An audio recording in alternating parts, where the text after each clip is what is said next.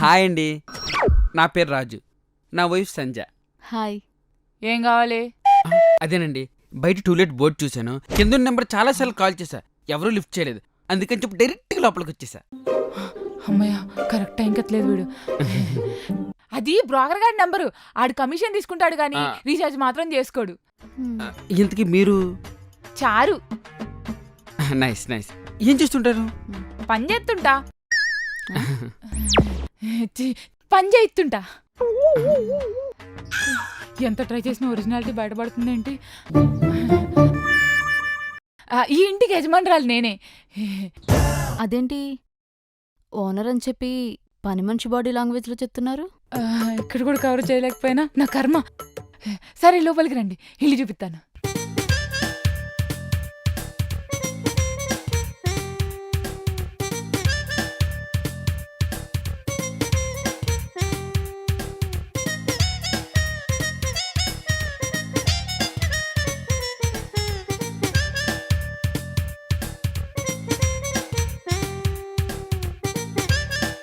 ఈ సోఫాలు కూడా సింగపూర్ నుంచి తెప్పించాం. ఇది సార్ ఇల్లు. సారా అనకండి, రాజు అని పిలవండి. రాజు రాజు, నేను ఉన్నాను కదా.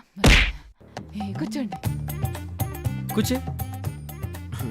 ఇల్లంతా బాగానే ఉంది, ఇంతకీ రెంట్ ఎంతో చెప్పనే లేదు? ఆహా, ఇదే ఛాన్స్ చారు. రెంట్ విషయం కంటే ఇంపార్టెంట్ కండిషన్లు ఉన్నాయండి ఇంటికి. కండిషన్స్ అంటే కామనే కదా. రెంట్ టైంకి ఇవ్వాలి, చుట్టాలు ఎక్కువగా రాకూడదు, current bill, water bill, maintenance, ఇదేగా. అవన్నీ జుజూబీ. చారు ఇంటికి వేరే కండిషన్లు ఉంటాయి, అవన్నీ ఓకే అనుకుంటేనే ఇల్లు రెంట్కి ఇస్తా. ఏంటి ఓనర్ తేడాగా ఉంది? ఇల్లు ఆవిడదే కదనే, అలానే ఉంటది. నాకు నచ్చలేదు. వాటర్ దగ్గర నచ్చాలి, ఇల్లు నచ్చింది కదా. ఏంటి గుసగుసలో? అదే కండిషన్స్ అన్నారు కదా, అదే అడుగుతుంది.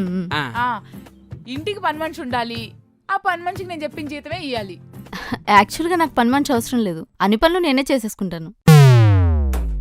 అదెలా కుదిరింది? అలా కుదరదు. లంకంత కొంప, పని మనిషి, దాని కుటుంబము, దాని ఈఎంఐలు, దాని లైఫ్ అన్నీ ఏమైపోతాయి? అదేంటిది, ఇల్లు కోసం కదా చెప్పాల్సింది. మీరు ఇన్ని క్వశ్చన్లు అడిగితే నేను ఇల్లు రెంట్కి ఇయ్యను. సారీ అండి, కోచింగ్ చేయాలండి.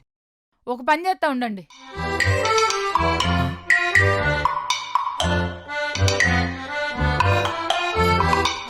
ఏమండి, ఏంటండి మనకి టార్చర్? ఇల్లు బాగుంది కదే, ఆవిడతో నీకేం పని? నువ్వు సైలెంట్గా ఉండు. ఇదిగో ఇందులో సంతకం పెట్టండి.